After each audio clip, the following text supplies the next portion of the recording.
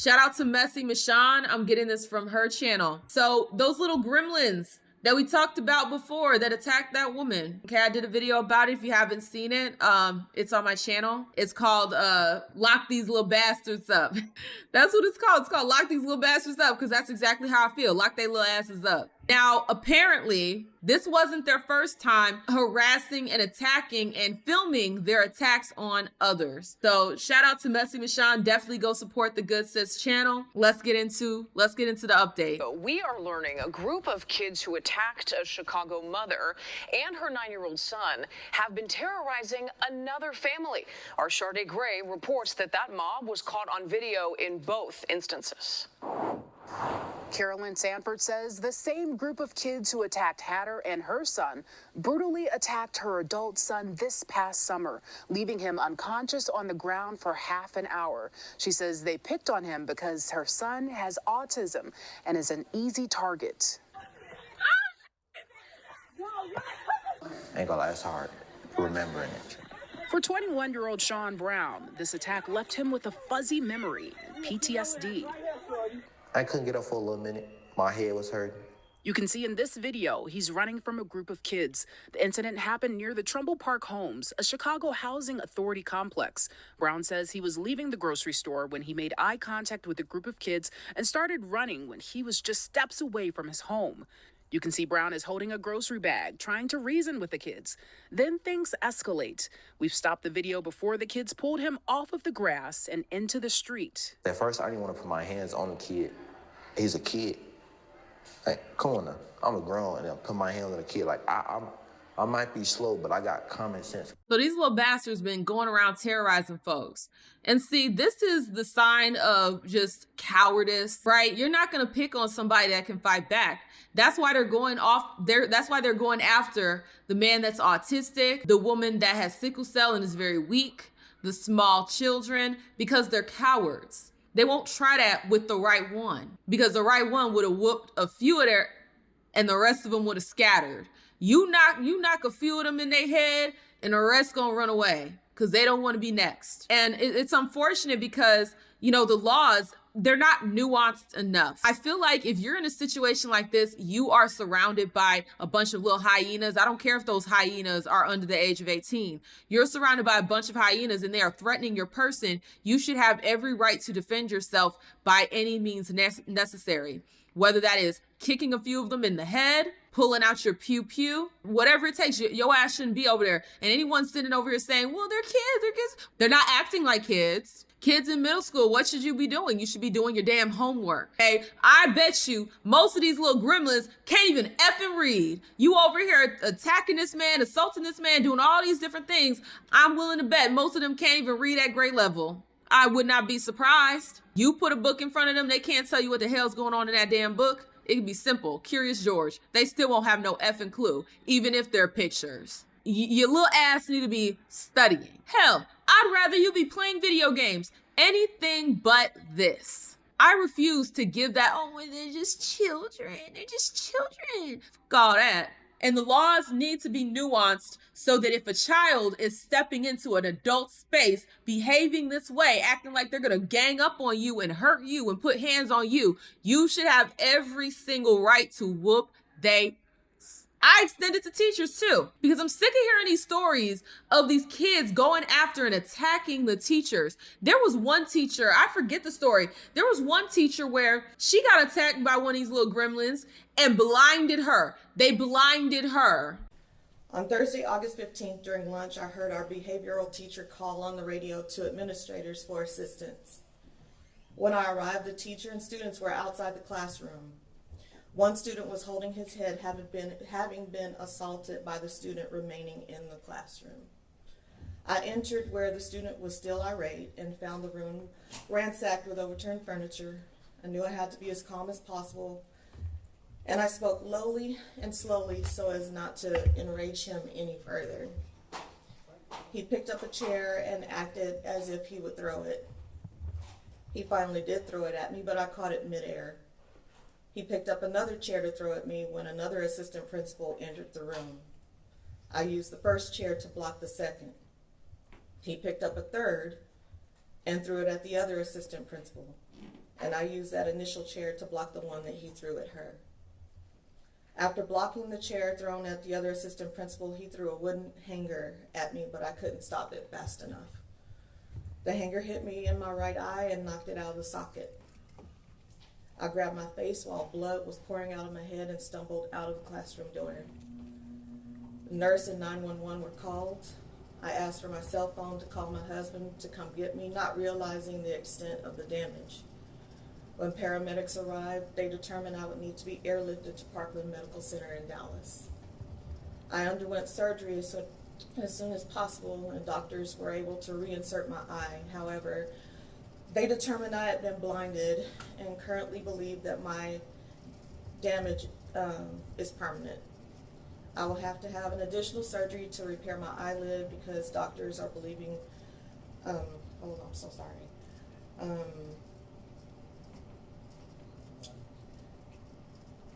I underwent surgery as soon as possible, and doctors were able to reinsert my eye. However, they determined that I've been blinded, and they currently believe that my damage is permanent. I will have to have an additional surgery to repair my eyelid. And because doctors are believing my blindness to be permanent, removing my eye may have to be an option.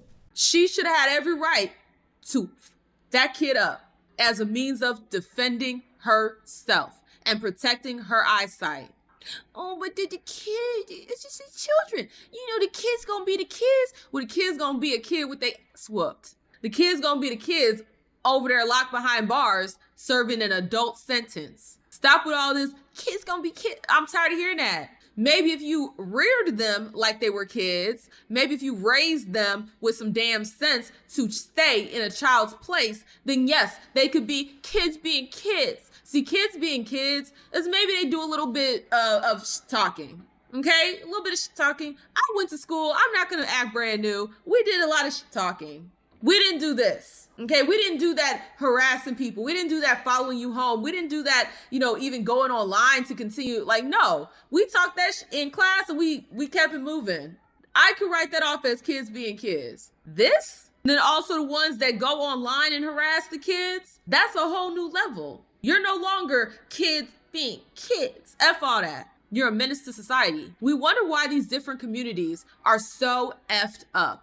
It's because they have catch and release, and it's because they have laws to protect the little gremlins and the big gremlins. And then we wonder why Chicago, St. Louis, New York, all these different cities, they are starting to resemble Gotham without Batman, because law and order just isn't a thing. You had the mayor of Chicago, when the teen takeover happened, you had the mayor of Chicago talking about it's just a little gathering. You mean it was a little gathering? What the hell's wrong with you? Oh, you're not aware of some of these large gatherings? You're talking about the mob actions? No, that's not appropriate. We're not talking about mob actions. I didn't say that. What happened? Okay, hold on a second, okay? Respectfully, these large gatherings, just hold on a second, y'all. I promise you, we have time to talk.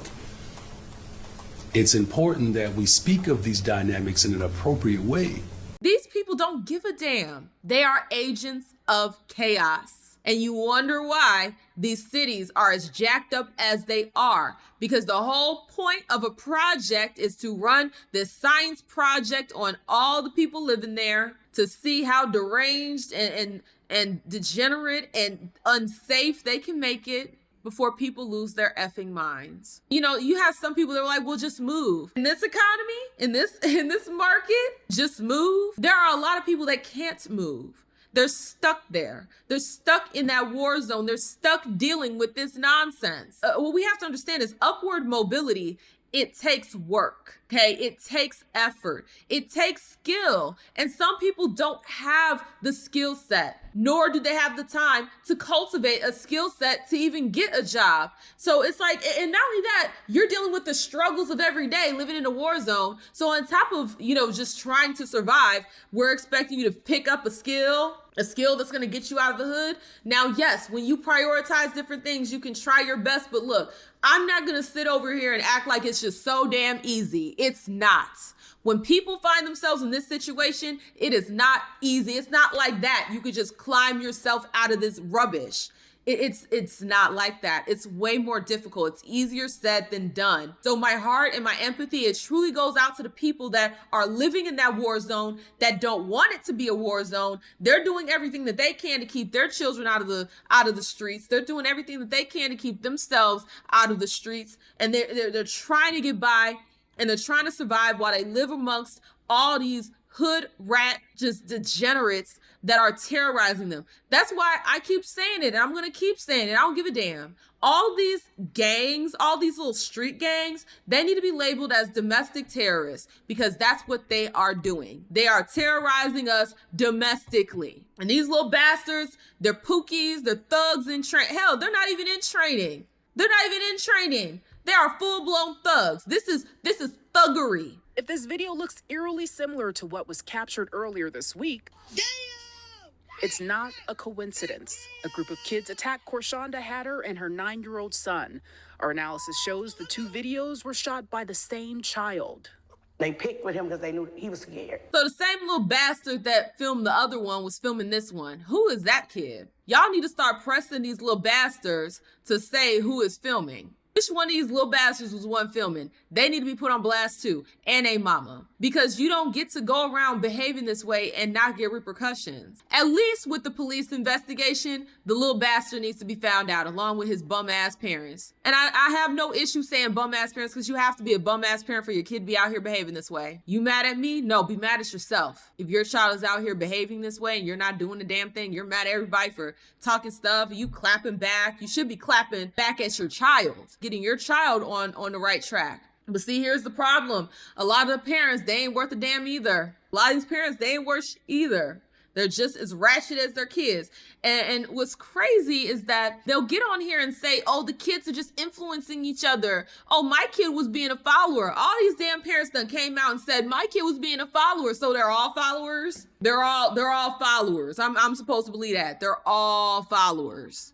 It don't make no damn sense. It's a tactic to minimize their involvement. Well, they were just following. No, they were involved. Stop it with this, I'm just a follower.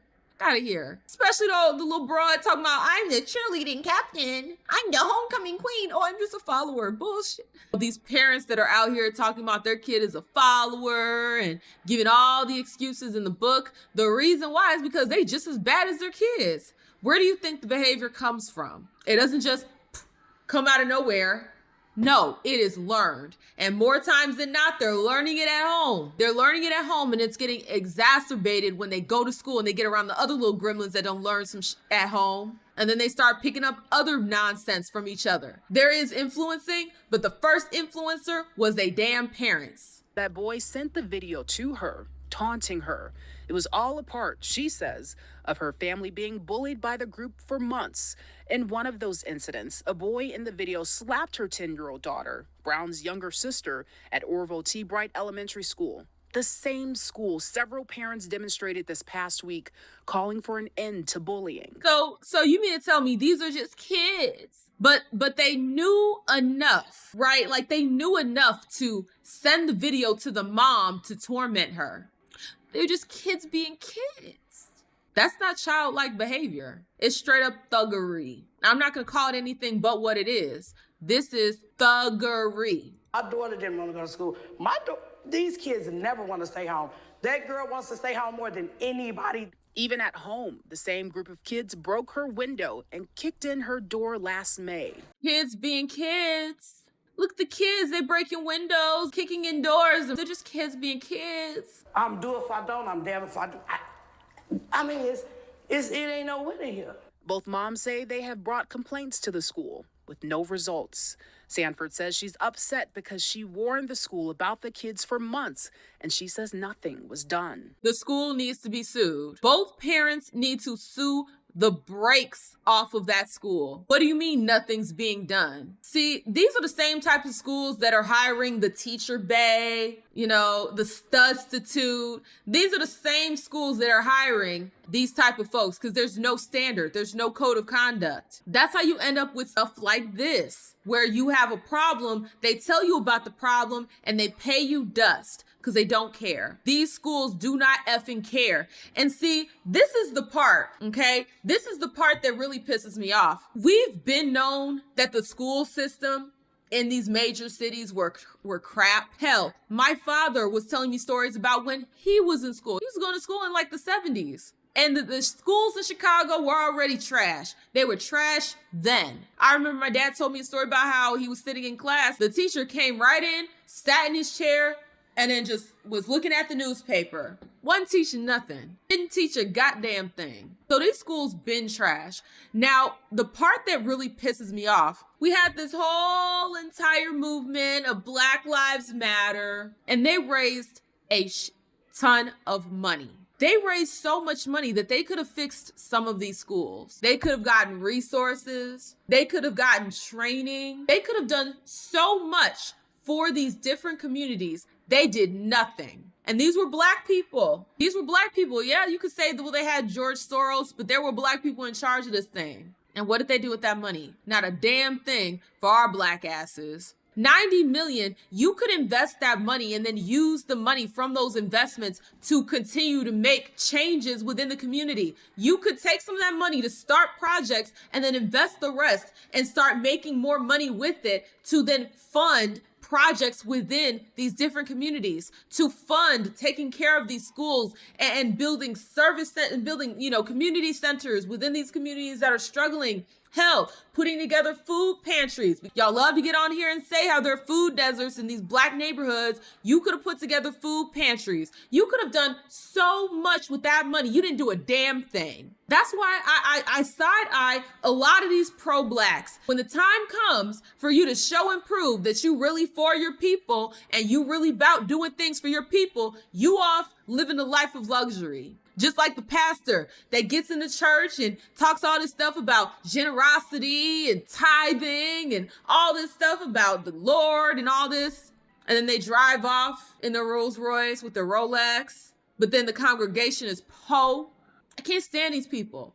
You have the resources to really do something. And this might piss some people off. You know, we've talked about reparations and all this other stuff. Y'all sitting around waiting for reparations, but it's like, we've had different opportunities to do it ourselves. Do y'all realize that? $90 million, that might not be reparations, but guess what? That could turn into solving a lot of the problems that we have in our communities. Giving our babies a chance to grow up and leave those communities, or better yet, clean them up so they don't even want to leave. It's a safe neighborhood. It's good school systems, good job market, good, you know, training centers so that people within that community can get better jobs. There's so much that we could have done with these different resources that we've come in contact with. Hell, all these Black millionaires, and we got a few billionaires too. They'll throw a little chump change. Oh, I donated $100,000 to a HBCU. They'll donate some chump change to get you off their back to make it seem like they're doing so much for Black folks. Oh, they're doing so much for us. Like hell they are. It's a tax write-off. They're just doing that to pay less in taxes. So we have opportunities to really do things, but what you'll find is people like to give lip service. They don't actually like to solve these problems. They have access to these resources. And what do they do with them? They take care of themselves and they leave the rest out to dry. That's how we end up in situations like this, where the community is falling to shit, where the schools ain't worth a damn. The children going to them schools, most of them are also not worth a damn because they came from not worth a damn parents. And unfortunately, the kids and the families that are worth a damn, they're too busy trying to survive. So guess what they're not doing? They're not reaching their full potential. There are so many people living in these war zones that have all the potential in the world. But rather than being able to focus on honing their skills, rather than being able to focus on bettering themselves, what do they have to do? They have to direct all that information, all that will, all of that potential. They have to direct it towards survival. more than the rest of us, because we all have a level of survival that we have to do, but more so. That's the part that really pisses me off, you guys. What's up, Dayton? You said, I feel like good teachers that actually care either leave out of frustration or become bad teachers because they gave up on students. Yeah, absolutely. I know it happens. Shadow Solis, you said the second a rapper makes it big, he ditches the hood and says, good luck, everybody else. Then will tell everyone else to help the people he ditched. Exactly. I couldn't have said it better myself. You are absolutely right. And see, if they do go back to their hood, and we've seen this too, where they do go back to their hood to try to do things for their community, they end up dead. It's a problem that keeps compounding on itself and getting worse and worse and worse. No wonder you don't want to go back. If I came from the hood, I got out of the hood, and I got me some money and I try to go back and help people, or if I see other people that have a similar situation of mine, they go back, they getting popped, I wouldn't want to go back either, because I like being alive. Can't do ish if I'm dead.